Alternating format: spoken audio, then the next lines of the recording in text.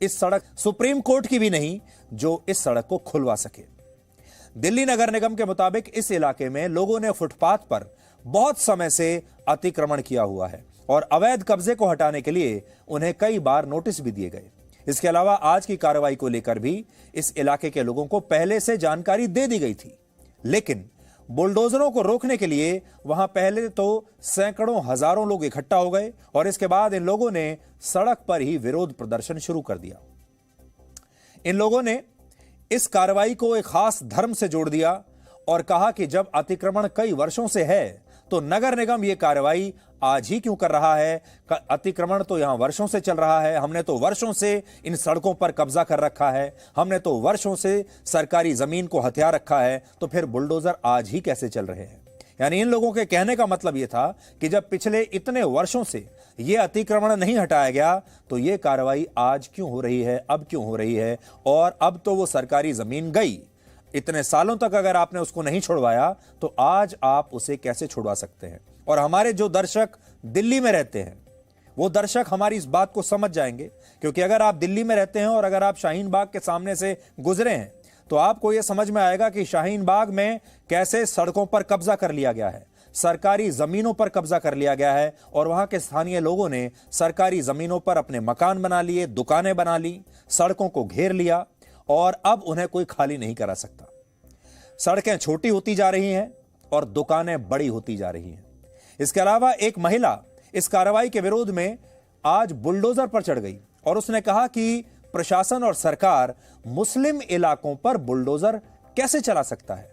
आज हम फिर से यह सवाल आपसे पूछ रहे हैं कि एक धर्मनिरपेक्ष देश में, एक सेक्युलर देश में जो कि भारत होने का दावा करता है, हमारे संविधान में लिखा है कि हम धर्मनिरपेक्ष हैं। धर्मनिरपेक्ष मतलब सब धर्मों को बराबर का स्थान दिया जाएगा, कोई बड़ा नहीं, कोई छोटा नहीं। ऐसे देश में एक हिंदू इलाका या एक मुस्लिम इलाका कैसे हो सकता है? क्योंकि ना तो हमारे संविधान में, ना ही हमारे सरकारी जमीनों के रिकॉर्ड्स में किसी भी स्थान को इस तरह से चिन्हित किया गया है कि ये मुसलमानों का इलाका है, ये हिंदुओं का इलाका है या किसी दूसरे धर्म का इलाका है। लेकिन इस सब के बावजूद जब इस तरह की कार्रवाई होती है तो उसका यही कहते हुए विरोध होता है कि यह मुस्लिम इलाके में कैसे हो सकता है। विरोध एमसीडी का है कि केंद्र सरकार? एमसीडी पे भी है, केंद्र सरकार पे भी है, क्योंकि ये सिर्फ मुस्लिम एरिया को टारगेट करते हैं, ठीक है। और तो कहना है कि वो पूरी दिल्ली में अतिक्रमण तोड़ रहे हैं। दिख तो नहीं रहा है हमें कहीं पर भी, ठीक है, सिर्फ मुस्लिम एरिया ही दिख रहा है अभी तक हमें। तो ये महिला बुलडोजर पर चढ़ गई और इन्होंने कहा कि ऐसा होने नहीं देंगे।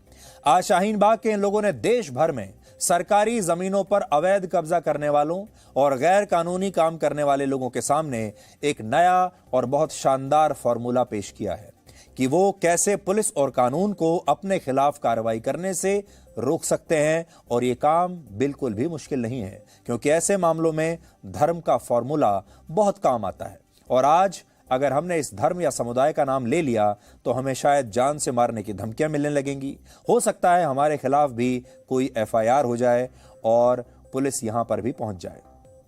लेकिन जो सच है वो भी हम आपसे आज छिपाएंगे नहीं। सच तो बोलना ही पड़ेगा, सच तो कहना ही पड़ेगा। तो अगर हमारे देश में वो तमाम लोग हैं जो इस तरह की फॉर्मूले जानना चाहते हैं कि आप कैसे सरकारी ज़मीन पर मुफ्त में अपना मकान बना सकते हैं, कैसे आप सरकारी ज़मीनों पर अपनी दुकान बना सकते हैं, कैसे सड़कों को घेर सकते हैं, तो आज आप हमारी ये खबर देख लीजिए। आपको सब समझ में आ जाएगा कि कैसे बिना 1 रुपया भी खर्च किए आप बड़े बड़े अपने शानदार शोरूम बना सकते हैं, दुकानें बना सकते हैं, मकान बना सकते हैं और फिर उन्हें खाली कराने की हिम्मत किसी की नहीं होगी।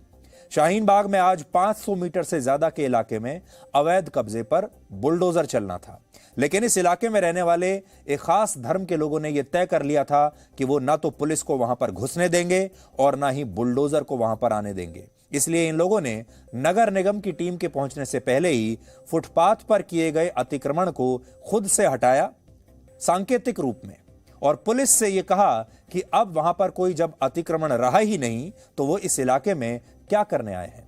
यानी ये लोग सरकारी अधिकारियों को वहां प्रवेश करने से भी रोक रहे थे, पुलिस को प्रवेश करने से रोक रहे थे। यह ठीक वैसा ही है जैसे कोई चोर चोरी करने के बाद चोरी किया हुआ सामान खुद से लौटा दे जब वो पकड़ा जाए, और फिर यह कहे कि वो क्योंकि उसने सामान लौटा दिया है अब उस पर कोई कार्रवाई नहीं हो सकती। यह पूरा विषय कितना गंभीर है इसे आप इन